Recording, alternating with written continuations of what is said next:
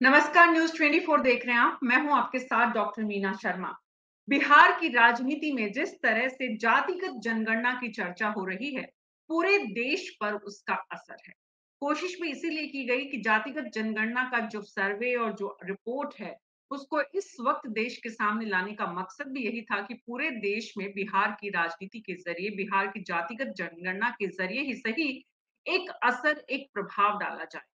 अब इस बिहार की जातिगत जनगणना का जो एक सर्वे है, एक रिपोर्ट है, बिहार में गरीबों का आंकड़ा, सवर्ण से ज्यादा पिछड़ा वर्ग, आर्थिक सर्वे सर्वे में सवर्ण में भूमिहार सबसे गरीब, ये चौंकाने वाला है। राजस्थान ही नहीं बल्कि राजस्थान बिहार का जो ये राजस्थान की राजनीति पर जितनी चर्चा करते हैं हम, तो बिहार में जिस तरह की ये तस्वीर निकल कर आई है, ये तस्वीर बता रही है कि कायस्थ जो हैं, वो सबसे ज़्यादा आर्थिक सर्वे में मजबूत स्थिति में पाए गए हैं। साथ ही यादव और कुशवाहा और कुर्मी जो हैं, इनकी स्थिति भी सामने रखी गई है और जिनका प्रतिशत लगभग 35 दशमलव 34 दशमलव और 29.90%। तो बिहार में ये जो गरीब आबादी का जो आंकड़ा है, बिहार से पूरे देश के अलग-अलग राज्यों में काम करने के लिए गरीब लोग जाते हैं। और उसी बिहार से नीतीश कुमार देश के प्रधानमंत्री बनने भी चले थे। और अब उसी बिहार से जो तीसरा पूरा का पूरा बीजेपी विरोधी गुट बना है, उसके अगुवा भी जो लोग हैं, उनमें से एक नीतीश कुमार है। अब नीतीश कुमार की जो रिपोर्ट, जिस तरह से भूमिहार को लेकर एक चर्चा शुरू हुई है, अगले आधे घंटे हमारे खास मेहमानों के साथ हम इसी पर विस्तार से चर्चा करेंगे। अमिताभ ओझा जो कि एसोसिएट एडिटर है, अनामिका सिंह प्रवक्ता है बीजेपी की, अरुण यादव प्रवक्ता आरजेडी के, राम पुकार सिन्हा प्रवक्ता आरएलजेडी, विनीत सिंह प्रवक्ता एलजेपी के और मृणाल माधव राष्ट्रीय संरक्षक भूमिहार ब्राह्मण एकता मंच से। आप सभी का बहुत बहुत स्वागत है। अरुण यादव जी, प्रवक्ता आरजेडी, शुरुआत आपसे ही करना चाहेंगे। अरुण जी, क्या बताता है ये रिपोर्ट, ये सर्वे? रिमाइंड करिए मीना जी, आवाज आपका फ्रेश नहीं आ रहा है। अरुण यादव जी, संदेश क्या है इससे, संकेत क्या है इससे, बिहार में इसका असर, इस सर्वे का, इस रिपोर्ट का जो आप देख रहे हैं, इसका किस रूप में नजर आता है?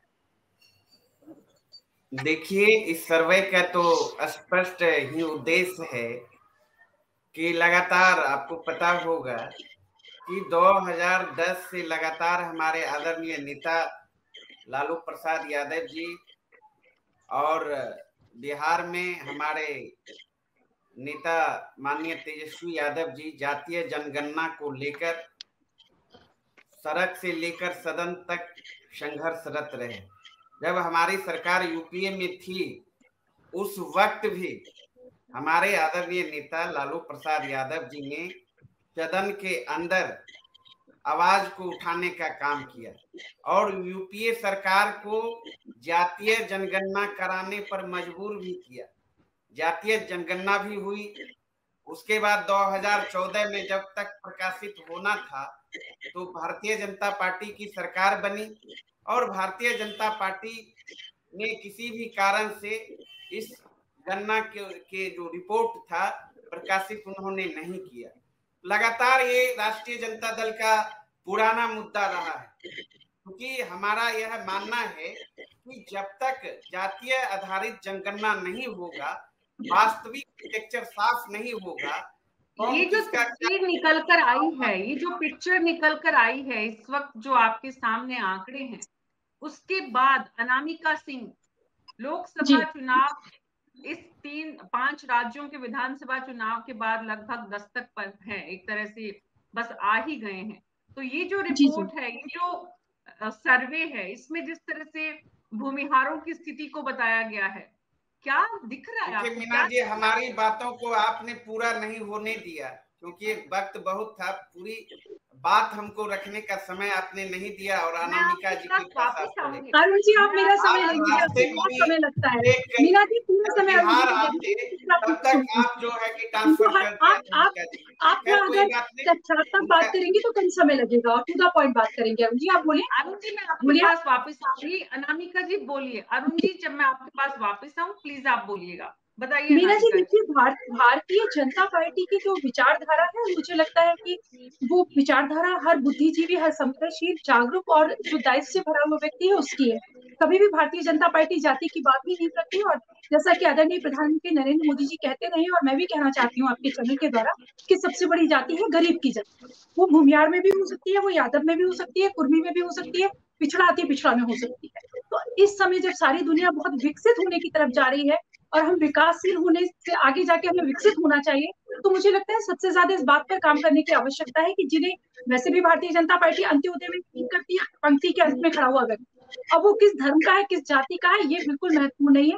और मुझे नहीं लगता है कि आगामी चुनाव में इस बात से बहुत फर्क पड़ेगा, क्योंकि हम सबका साथ, सबका विकास और सबके विश्वास में यकीन करते हैं।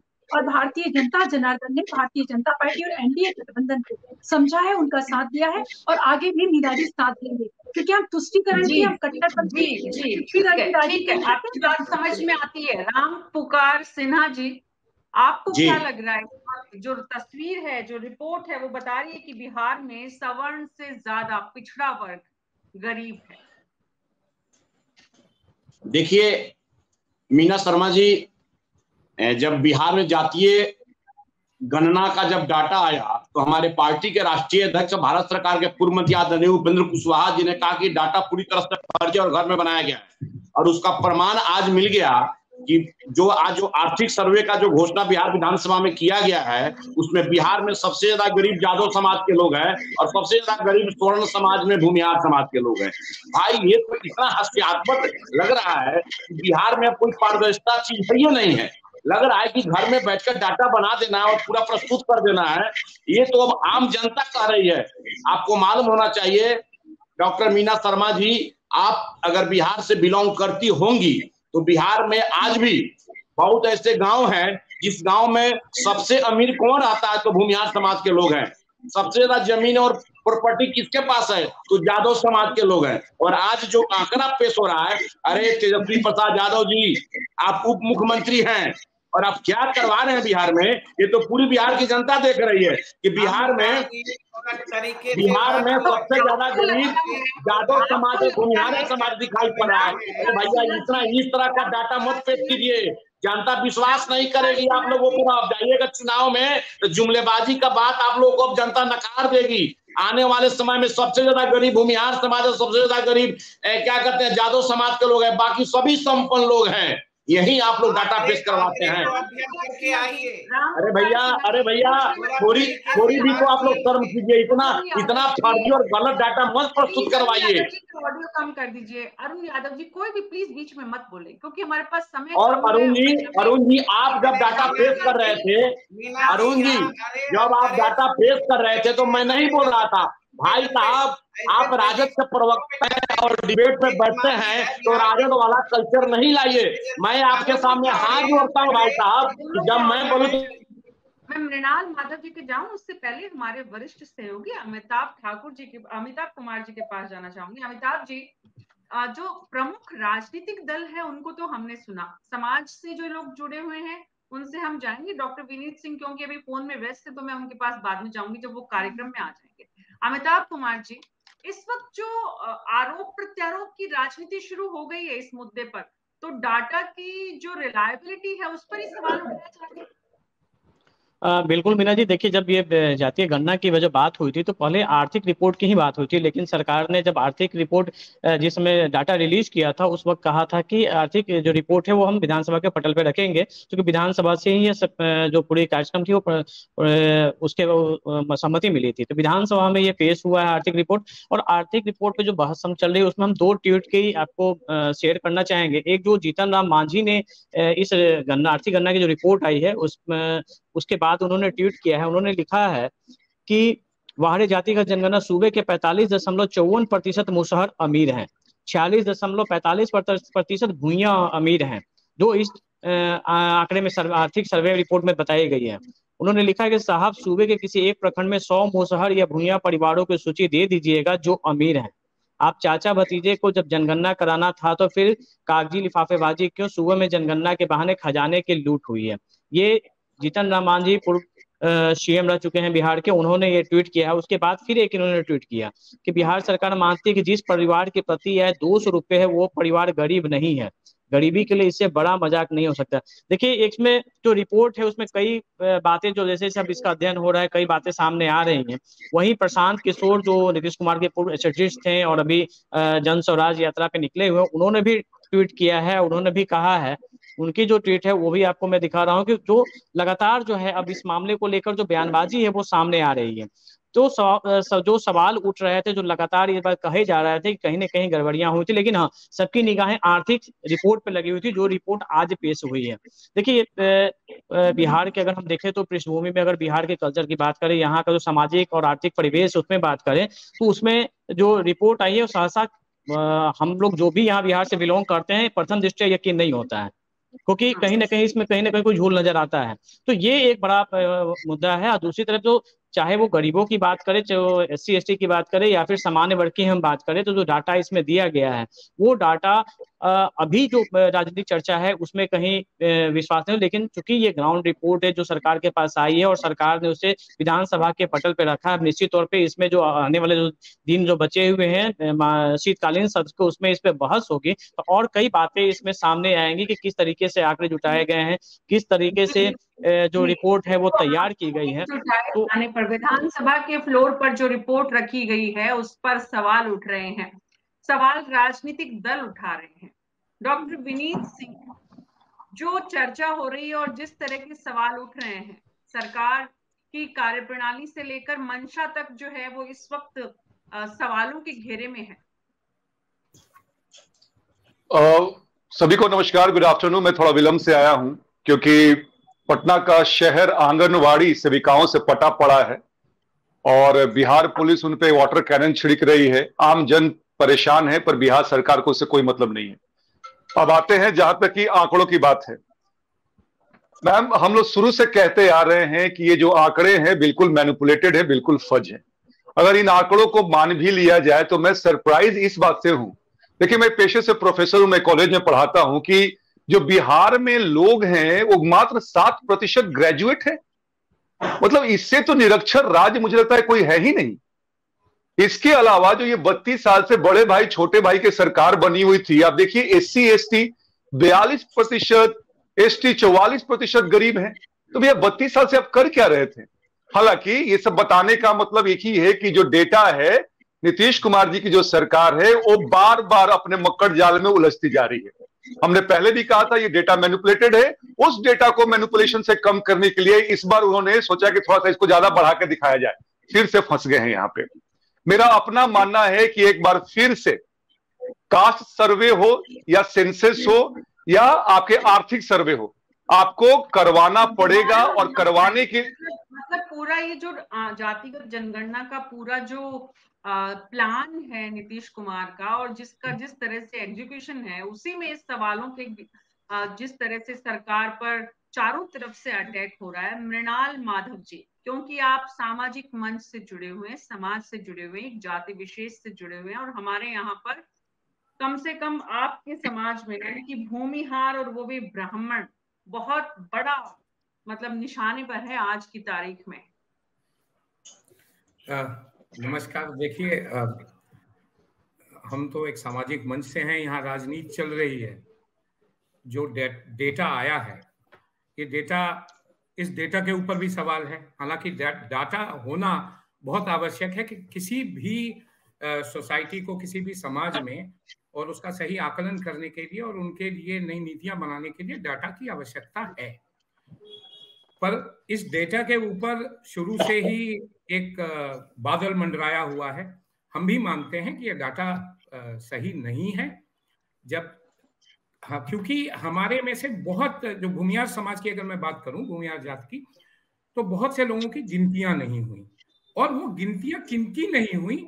जो अपना अर्थोपार्जन के लिए बाहर निकले हुए हैं, जो गांव से तो जुड़े हैं लेकिन वो शहरों में सुलभ शौचालय में काम कर रहे हैं, वहाँ दिल्ली रेलवे स्टेशन के बाहर जो सुलभ शौचालय है, वहां आप देखिएगा सफाई कर्मचारी जो वहां हैं वो भूमियार हैं।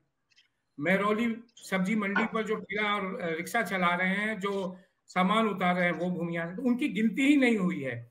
मेरा मानना है कि जो जितने भी इन्होंने अभी, एक तो भूमियार समाज की जो गिनती हुई वो गलत है, उसमें और अधिक होनी चाहिए, और जो गरीब हैं वो और भी अधिक है। और ये हम चिल्ला चिल्लाकर पिछले 30-40 वर्षों से कह रहे हैं कि आप सिर्फ 1, 2, 10 लोगों को मत देखिए।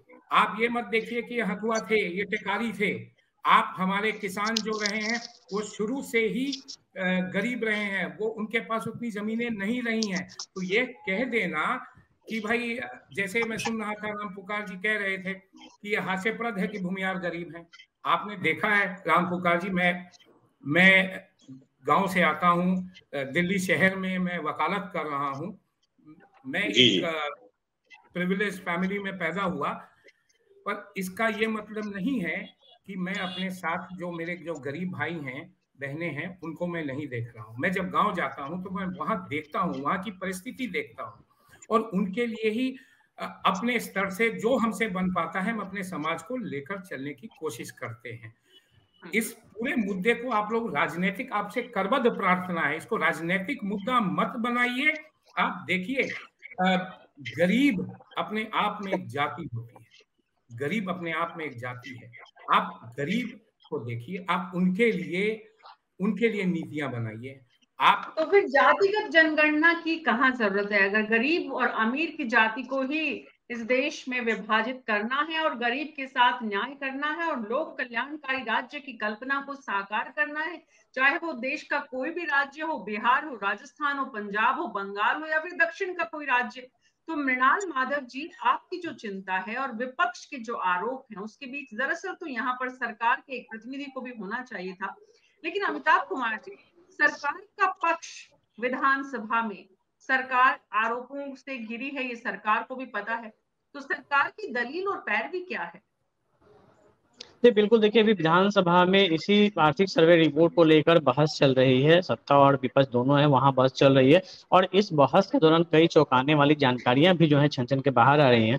अभी एक रिपोर्ट के में एक हिस्से की अगर हम बात करें तो बिहार में सिर्फ 95.49% लोग ऐसे हैं जिनके पास कोई वाहन नहीं है। ये इस आर्थिक सर्वे रिपोर्ट में, जिसपे ये आश्चर्य जताया जा रहा है कि ये 95% लोगों के पास कोई वाहन नहीं है, जैसा कि इस रिपोर्ट में बताया गया है। मात्र 0.13% लोगों के पास ट्रैक्टर है, मात्र 44% लोगों के पास 4 पहिया वाहन है, और 6 पहिया या उससे अधिक वाहन की बात करें तो 0.3% लोगों के पास है। 2 पहिया वाहनों की बात करें तो मात्र 3.80% लोगों के पास बाइक और स्कूटी है। ये आर्थिक सर्वे के चौंकाने वाले आंकड़े हैं। हर चीज के जो आंकड़े इसमें जो कलेक्ट किए गए थे, 17 पॉइंट जो थे, उसमें ये भी था कि आपके पास कितने वाहन है, कितने मकान है, तो ये भी उसी का एक हिस्सा है। तो इस तरीके से हम देखें तो कई चीजें जानकारी सामने जो सहज तौर पे किसी को यकीन नहीं हुआ कि ये आंकड़े इसमें है, लेकिन ये आंकड़े हैं, सरकारी आंकड़े हैं जो विधानसभा के पटल पे चल रही हैं। और अभी देखिए कई आंकड़े आए हैं, चूंकि अभी रिपोर्ट पटल पे आई है, अभी जैसे जैसे इसका जो लोग देखेंगे तो कई और चीजें बात आएंगे। यानी कि बिहार में सिर्फ 6% लोग हैं, 5.5% ऐसे लोग हैं जिनके पास कोई अपना वाहन है, बाइक से लेकर ट्रैक्टर तक।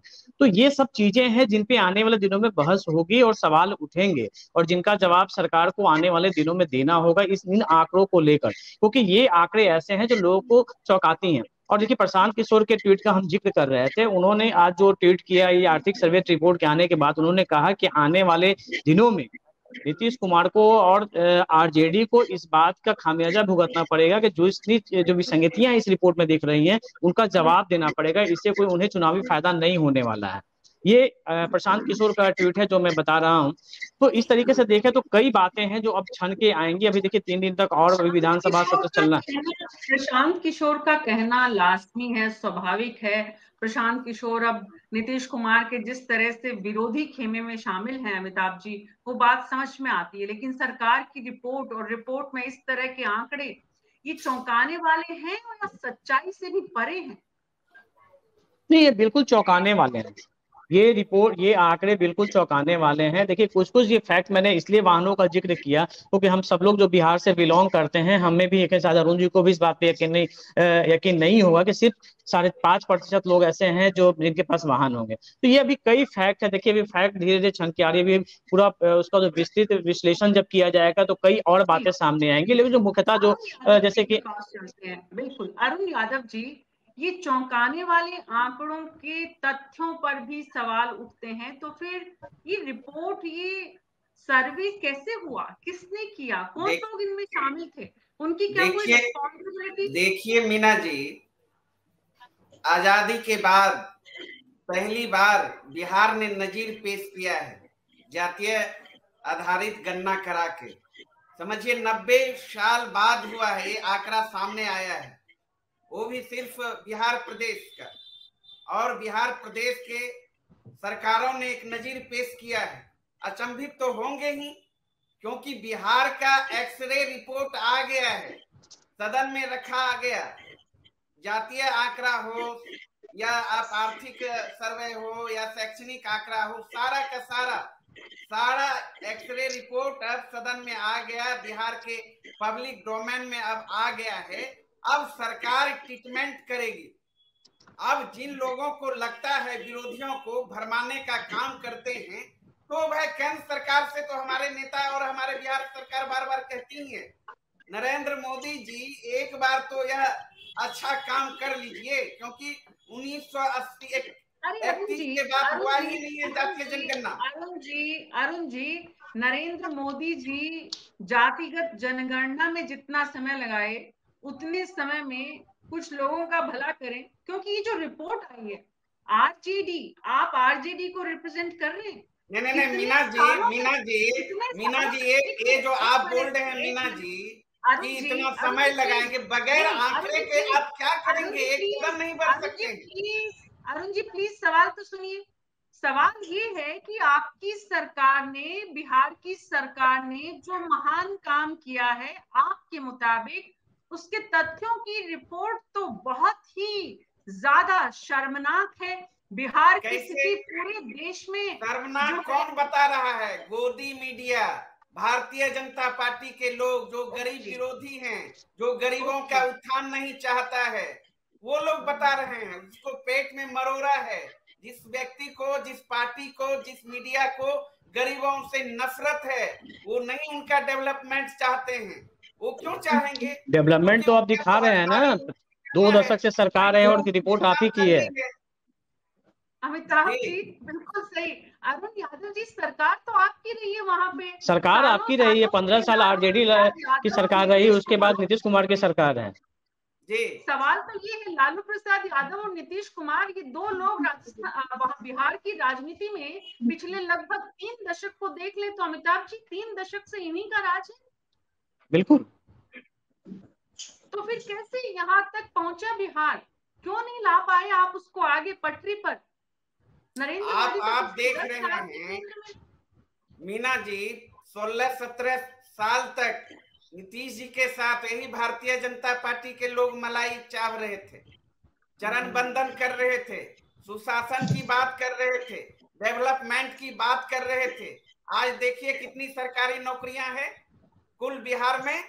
बिहार के लोग कितनी सरकारी नौकरियों में है, लेकिन महागठबंधन की नई सरकार बनते ही मीना जी 30 सेकंड हमें भी दिया जाए। 10 लाख नौकरी देने का वादा किया, 5 लाख नौकरी दे दिया। ठीक है अरुण जी, अरुण जी समझ में आ रही है। अरुण जी आपकी बात समझ में आ रही है। नीतीश कुमार की सरकार काम क्यों नहीं कर पाई? क्योंकि आपने बीजेपी के साथ मिलकर सरकार चलाई और बीजेपी ने आपको कोई काम करने नहीं दिया। इसलिए बिहार का जातिगत समीकरण जो है वो आगे नहीं बढ़ पाया, बिहार के लोग आगे नहीं बढ़ पाए, बिहार की जनता प्रगति नहीं कर पाई। बिहार की बात मत करिए मीना जी, ये स्थिति जब जातीय जनगणना पूरे देश में कराएगी भारतीय जनता पार्टी, तो पूरा सार्वजनिक होगा। यही तो डर है भारतीय जनता पार्टी को नरेंद्र मोदी जी को, इसीलिए तो नहीं। डॉक्टर मीना, अरुण जी शांत हो जाइए, शांत हो जाइए। आप किसी को नहीं छोड़ते हो, आप मीडिया को भी नहीं छोड़ रहे हैं। गोदी मीडिया अगर आपके अनुसार काम नहीं करे तो ये मीडिया गोदी हो जाती है। अभी हमारे कोई पैनलिस्ट के, अच्छा सुन लिया जाए सर, सुन लिया जाए। जी जी जी, अरुण जी शांत रहिए। अभी डॉक्टर मीना, अभी कोई हमारे पैनलिस्ट कह रहे थे कि इस पे राजनीति ना कीजिए। अरे भाई, पूरा कवायद ही राजनीति से प्रेरित है सर, तो कैसे राजनीति नहीं किया जाए? राजनीति नहीं होगा तो बिहार का कल्याण कैसे होगा सर? आप दिल्ली में काम कर रहे हैं सर, हम दिल्ली यूनिवर्सिटी से पढ़ के आए हैं। आज से नहीं सर, 25 साल 30 साल से एक बिहारी 100 बीमारी की गाली सुनते आए हैं हम लोग सर। तो नीतीश कुमार जी, लालू प्रसाद यादव पे, और अभी अरुण भाई बोल रहे थे कि बीजेपी मलाई चाव रही थी। क्या नीतीश कुमार जी की कार्यशैली कैसी रही है, क्या उसके बारे में लोग जानता नहीं है? कैसे वो आर्म ट्विस्टिंग टैक्टिक्स करते हैं? डॉक्टर मीना, कहने का एक ही मतलब है, बिहार को इन दोनों चाचा भतीजा ने और बड़े भाई छोटे भाई ने डुबो के रख दिया है। ये जो सारा चीज है वो वोट बैंक के खातिर ही किया जा रहा है। और ये माननीय प्रधानमंत्री जी का नाम लेके आ रहे हैं। अभी तो प्रधानमंत्री जी ने 5 साल के लिए फिर से गरीब अन्न योजना का बढ़ा दिया है, उसके बारे में कुछ कहेंगे? इतना 500 करोड़ रुपया आपने फूका है इस मैनिपुलेटेड डेटा के लिए। शांत रहिए, शांत रहिए।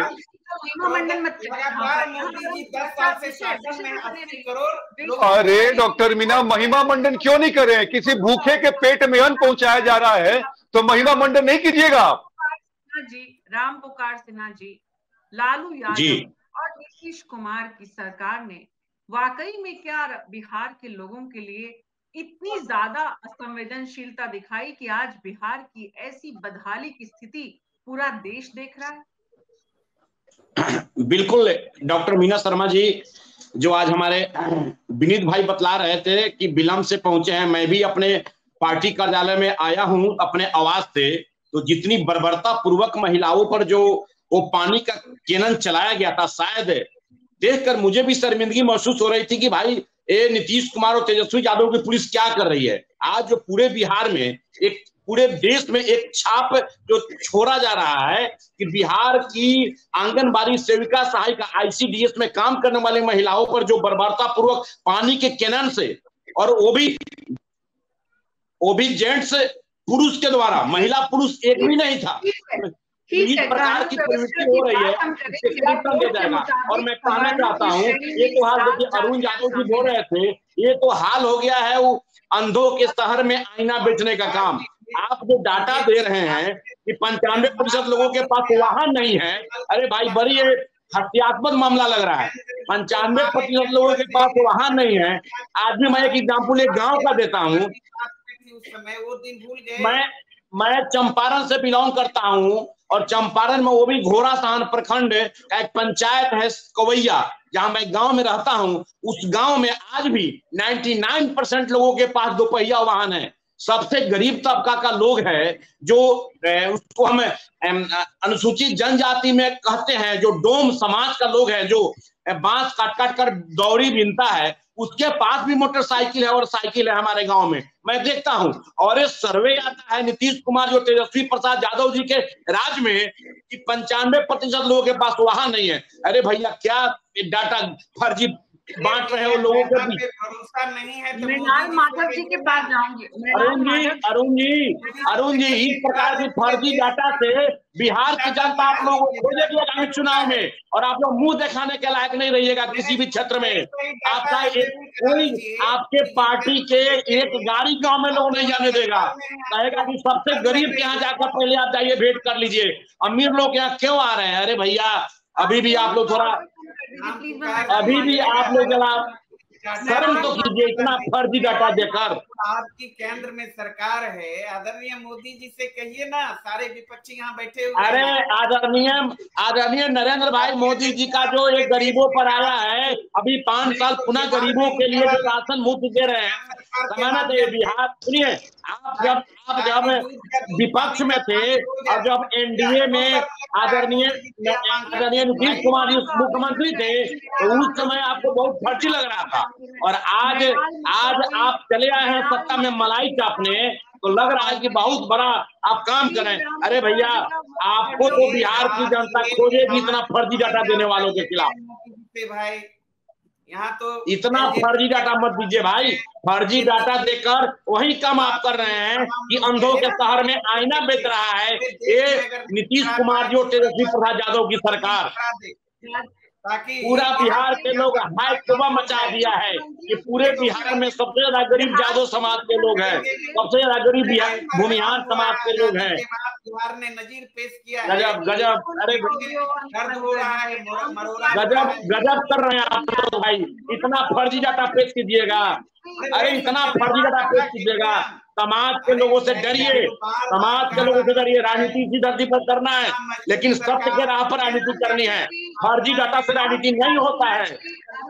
और इस फर्जी डाटा के खिलाफ हम लोग एक व्यापक जन संघर्ष करेंगे, आंदोलन करेंगे कि फर्जी डाटा देना बंद करे महागठबंधन के लोग, जो महाघमंडिया गठबंधन है। राम पुकार जी, दूसरे लोग को बोलने दीजिए। अनामिका जी को बोल रहे हैं, बोलने दीजिए उन्हें।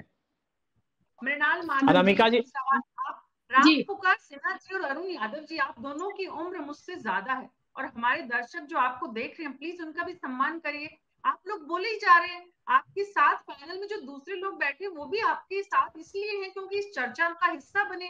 आप लोग या तो प्रधानमंत्री की महिमा मंडन करेंगे या फिर आप बिहार की जो स्थिति है उसमें सरकार को कोसेंगे। अरे चर्चा करने के लिए इसलिए बैठे हैं ताकि बिहार के लोग अच्छे हालात की तरफ कैसे जाएं, इस पर हम कोई बात कर सके। मृणाल माधव जी, अगर बिहार के मुख्यमंत्रियों की बात करें तो भूमिहार जो हैं उनमें भी नाम रहे हैं और अच्छे नाम रहे हैं।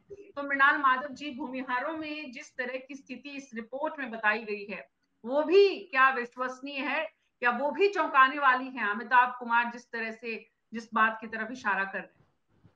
नहीं, देखिए, जैसे कि मैंने आपको पहले भी बताया है कि एक तो जनसंख्या कुछ कम दिखाई गई है और गरीबों की भी संख्या कम दिखाई गई है। जो भूमिहार गरीब हैं उनकी भी संख्या कम दिखाई गई है, इसमें दो राय नहीं है।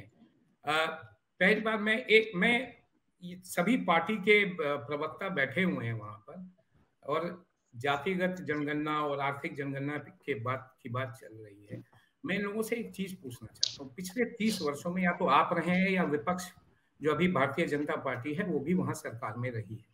पिछले 30, 35, 40 वर्षों में एक रेस चल रहा था 3 प्रदेशों के बीच में, बिहार, उड़ीसा और राजस्थान।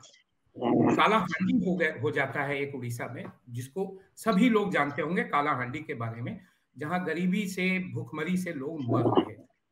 आज आपने कालाहांडी का नाम सुना है? वहां भी एक ही व्यक्ति मुख्यमंत्री रहे हैं। आज उड़ीसा हमसे कहीं आगे निकल चुका है, राजस्थान हमसे कहीं आगे निकल चुका है, हम बिहार वहीं के वहीं धरे पड़े हैं। आप प्रदेश को विकसित करने की बात कीजिए, प्रदेश के विकास पर कोई चर्चा नहीं होती है, ना तो सदन में होती है ना संसद में होती है। अब रहा सवाल हम भूमिहारों का या सवर्णों का, तो भारतीय जनता पार्टी की भी प्रवक्ता यहाँ पर हैं। हमने बहुत संघर्ष किया, चीख कर हम कहते थे कि हमारे में गरीब हैं। अंततः 10% EWS दिया गया नरेंद्र मोदी जी की भारतीय जनता पार्टी सरकार के द्वारा। मैं उनसे ये पूछना चाहता हूं कि जब ये लागू हो गया तो सैनिक स्कूल, जवाहर नवोदय विद्यालय, इन सब जगहों पर 10% EWS कोटा क्यों नहीं दिया जा रहा है? गरीब सवर्णों को वहां पढ़ने का मौका क्यों नहीं मिल रहा है? बिहार सरकार से मैं पूछना चाहूंगा कि सीटेट में आप EWS क्यों नहीं लगाते हैं? आपके मंत्री, शिक्षा मंत्री 1 साल पूर्व कहते हैं कि होगा, और चौधरी जी, अशोक प्रसाद जी अभी हाल फिलहाल में कहते हैं EWS कोटा क्या है? आप ऐसे भाई गरीबों का विकास करना है, चाहे वो किसी भी जाति की हो। अब अरुण यादव जी कह रहे हैं भाई हमारी संख्या 100% आप ही हैं, मान लेते हैं सब वही हैं, पर इसके आगे क्या? समाज क्या, गरीब के बारे में क्या, उस पर चर्चा होनी चाहिए। क्या नीतियां बनेंगी, क्या नीतियां हैं, इस पर चर्चा कीजिए। है प्रतिशत है, इतना प्रतिशत है, उतना प्रतिशत है, सब मान लेते हैं, सब मान लेते हैं। देखिए, जात में कोई जो पैदा होता है वो चुनकर तो आता नहीं कि मुझे इसी जाति में पैदा होना है। और हमारे संविधान ने हमें बांट रखा है। देखिए, मैं कानून का प्रैक्टिस करता हूँ, मैं जान रहा हूँ हमारे संविधान ने हमें बांट रखा है। हमारे संविधान में जातीयता लिखी, शेड्यूल कास्ट जो होते हैं, तो शेड्यूल संविधान, सरकार और समाज, इसलिए तो तीनों लोगों के साथ हम चर्चा कर रहे हैं। संविधान के तहत विधानसभा के फ्लोर पे इस विषय को रखा जा रहा है, इस तथ्य को रखा जा रहा है, आंकड़ों को पेश किया जा रहा है। समाज की तरफ से आप सब लोग बैठे हुए हैं यहाँ पर, मृणाल माधव जी, आप और आप जैसे और लोग अलग अलग मंचों पर, और जो समाज है, समाज का हिस्सा है यहाँ पर राम पुकार सिन्हा जी, अरुण यादव जी, अनामिका जी, विनीत, डॉक्टर विनीत सिंह, समाज से ही राजनीतिक दलों के लोग जो हैं वो जुड़े हुए हैं। उसके बाद भी समाज से ज्यादा चिंता राजनीतिक दल को अपने हितों की क्यों हो रही है, अनामिका सिंह जी? मीना जी, अरुण जी को सुन रही थी मैं, और काफी लंबी व्याख्या करते हैं हर विषय की, और मैं चाहूंगी विनीत जी को भी उसके बाद समय दिया जाए। मैं अपनी बात जल्दी खत्म करूंगी। इस देश को इस समय किसी भी तरह की मुझे समझ नहीं आता कि इतना लंबा संसाधन लगा के, इतना लंबा समय लगा के किसी भी तरह की जातीय जनगणना या सर्वे की आवश्यकता नहीं है। इसमें आवश्यकता है कि किसी नीड है, किसी आवश्यकता है, और आवश्यकता के आधार पर तय होना चाहिए। उसकी जाति कुछ भी हो, उसका धर्म कुछ भी हो। और केंद्रीय सरकार, इसी पर मैं कोई गुणगान नहीं कर रही हूँ, आप देख सकते हैं कोई भी योजना बनाते समय हम मृणाल माधव जी का सवाल था, उसका जवाब दीजिए अनामिका जी। जी मुझे बताएं एक बार आप कि एग्जैक्टली उन्होंने लंबी बात की, किस बात का जवाब दूं मीना जी? मृणाल जी बोलिए। देखिए, जी मृणाल जी 10% बताएं। ईडब्ल्यूएस कोटा जी केंद्र सरकार ने लागू किया। उसके लिए कई बहुत संघर्ष करना पड़ा, सड़कों जी पर ठीक लोग जेल ठीक ठीक जी जी। जवाहर नवोदय विद्यालय, सैनिक स्कूल, ये सब शिक्षण संस्थानें हैं जहां पर देखिए जब तक शिक्षा नहीं होगी तब तक आरक्षण का कोई लाभ नहीं, कोई मृणाल जी, मैं आपका विषय समझ गई, मैं आपका प्रश्न भी समझ गई जी, मैं समझ गई। मुझे लगता है जब ये लागू किया गया, आपने कहा कि आपने संघर्ष किया, सिर्फ आपने संघर्ष नहीं किया, इसके लिए भारतीय जनता पार्टी को भी ओबीसी विरोधी और सवर्णों के पक्ष में कहने वाली पार्टी का ऐसे आरोप झेलने पड़े। पर मुझे लगता है कि जहां लागू नहीं है, इसे अवश्य लागू होना चाहिए, और सिर्फ सेट में या सारी जगह पे ही नहीं, विद्यालय में नहीं, हर जगह पे आर्थिक रूप से कमजोर कोई भी स्वर्ण, आप भूमियार जाति से बिलोंग करते हैं, आप भूमियारों का कह रहे हैं, राजपूत हो, ब्राह्मण हो, जो भी लोग आर्थिक रूप से कमजोर है, अपनी कितनी मार्मिक बात नहीं है कि जितने सुलभ शौचालय आप जाके देख लीजिए, लोग अपना मुंह छिपाकर, वो नहीं चाहते कि प्यार की नजर देखें, वो वहाँ काम कर रहे हैं क्योंकि वो सच में गरीब है, उन्हें आवश्यकता है। तो जहां भी इस तरह की व्यवस्था नहीं है, आरक्षण तो लागू होना ही चाहिए। इसमें भारतीय जनता पार्टी कहीं से कोई गुरेज नहीं करेगी। मुझे लगता है ये आपकी बात एकदम सही है। तो आपसे प्रार्थना है कि ये जो बिल्कुल मैं करूंगी, जरूर करूंगी, मैं ये विषय रखूंगी मृणाल जी, जरूर मैं ये विषय रखूंगी, आपकी बात जरूर रखूंगी। डॉक्टर विनीत सिंह, आप तो सीधे प्रधानमंत्री तक पहुंचा देंगे या उनका सिर्फ महिमा मंडन करते हैं? मृणाल माधव जी की जो चिंता है। नहीं डॉक्टर मीना, एक बात समझे, हम लोग अंधभक्त नहीं है। हम लोग मोदी जी के भक्त इसलिए, हमारे नेता चिराग पासवान जी भी उनके ऐसे एडमायरर हैं, प्रशंसक है, क्योंकि मोदी जी की कार्यशैली ऐसी रही है और 9 साल में जो उन्होंने कार्य किया है।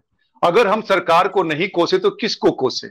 आज बिहार की जो स्थिति है, इसके लिए नीतीश सरकार का जिम्मेदार नहीं है।